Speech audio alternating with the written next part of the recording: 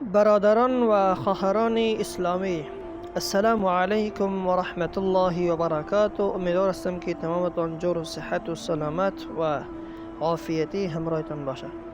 درس امروزی ما و شما همچنان از کتاب دروس اللغة العربیه لغیر الناطقین بها آغاز میکنیم. الدرس العاشر، درس دوم است. به توفیق و رضای الله رب العالمین به درس خودمان دوباره آغاز میکنیم. درس امروزی ما و شما عنوان در رابطه و حوار است، یعنی تکلم، گفتگو بینی دو طالب العلم است، دو شاگرد است که در مابین خودشان مکالمه میکنه. بسیار درس مهم است در رابطه به عنوان یاد گرفتن زبان عربی که باید من و شما همچنان در مابین خودمان مکالمه کنیم. قسمی که میبینین شما الدرس العاشر، سبق دوم. در اینجا دو شاگرد است، یکی حامد و دوم محمد. مکالمه بین این هر دو جریان داره. من انت، تو کی هستی؟ محمد انا طالب بالجامعه، ما طالب العلم جامعه هستم، شاگرد جامعه هستم، مدرسه. حامد انت طالب جدید، آیا تو شاگردی نو هستی، جدید هستی؟ محمد نعم انا طالب جدید، بله ما طالب جدید هستم، شاگرد جدید هستم در مدرسه. من این انت، تو از کجا هستی؟ محمد انا من الهند، ما از هند هستم. باز حامد پرسان میکنه ما اسمک، اسم شما چیست؟ محمد اسمی محمد، نام من محمد است. حامد و من هذا الفتى الذي معك، و اون نوجوانی که همراه تو هست او کی است؟ محمد هو زمیلی، او دوستی ما است. زمیلی، صدیقی، هر دو جمله میتونیم استعمال کنیم در زبان عربی. هو زمیلی، او دوستم است. حامد اهو ایضا من الهند، آیا او از هندستان همچنان است؟ آیا اون هم از هندستان است؟ محمد لا هو من الیابان، نه خیر، او از ژاپن است. حامد ما اسمه، اسم او چی است؟ محمد اسمه حمزه، نام آن حمزه است. حامد ما لغتك یا محمد، محمد لغتی تو یعنی زبان تو چی است؟ انتقال به صفحه بعدی میکنیم. محمد لغتی الاردویه یا لغتی الفارسیه، زبان ما فارسی است یا هر زبانی که باشه ما استعمال میتونیم که در کتابچه هایی که کار خانگی است نوشته کنین لغتی الاردویه، نام ما یا لغت ما فارسی است یا اردوی است یا پشتو است یا ازبکی است، هر لغتی که باشد میگه لغتی الازبکیه، لغتی الاردویه، لغتی الفارسیه، لغتی الپشتویه. حامد اهی لغت سهلتون، آیا زبان شما لغت تو آسان است؟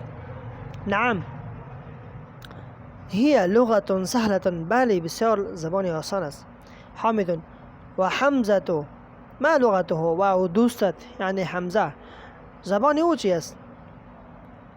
محمد لغته اليابانیة و هي لغة صعبة، زبان او ژاپنی است و بسیار مشکل زبان است. اللغة اليابانية که میبین نوشته است بالا. حامد این ابوک یا محمد، ای محمد پدر شما کجاست؟ محمد ابی فی الکویت، پدر ما در کویت است.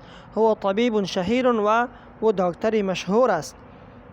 حامد و این امک، و مادر تو کجاست؟ محمد هی ایضا فی الکویت مع ابی، همچنان همراه پدرم در کویت است. هی مدرسة هناك، در آنجا استاد است در یک مدرسه. حامد اذهبت الى الكويت یا محمد، ای محمد آیا تو به طرف کویت رفته بودی؟ کویت رفته بودی یا نه؟ محمد نعم ذهبت، بله ما رفته بودم. حامد و زمیلک این ابوه، و پدر دوستی تو کجاست؟ محمد ابوه فی الیابان، پدر او از در یابان است. هو تاجر کبیر، و او تاجری بزرگ است. بینین ابوه، هو ضمیر غایب است که استعمال به طرف او دوست می شود. پرسان میکنه از مخاطب، از دوست. محمد ابوه فی الیابان هو تاجر کبیر، پدر او از دریابان است و تاجری کبیر است، بزرگ است. حامد الک اخ یا محمد، ای محمد آیا تو برادر داری؟ محمد نعم، بله ها. لی اخ واحد، برای ما یک برادر دارم. اسمه اسامه، نام او اسامه است. و هو معی هنا فی المدینه، و او همراه ما در مدینه منوره است. ولی اخت واحده، و ما یک خواهر دارم. نام او اسمها زینب، نام ها زینب است. اسمها ضمیر مؤنث غایبه آمده، درست است. ها به طرف مؤنث میاد زینب. و هي فی العراق مع زوجها مهندس، و او همراه و او در عراق است همراه شوهرش، و شوهر او هم مهندسون، انجینیر است. که در مکمل این جمله ترجمه شد. باز هم انتقال میکنیم به صفحه بعدی. حامد عندك سیارة یا اخی، عندك سیارة یا اخی، آیا نزد تو موتر است یا خیر؟ عندك سیارة یا اخی، آیا پیش تو موتر است؟ محمد لا ما عندي سیارة، نه پیش من موتر نیست.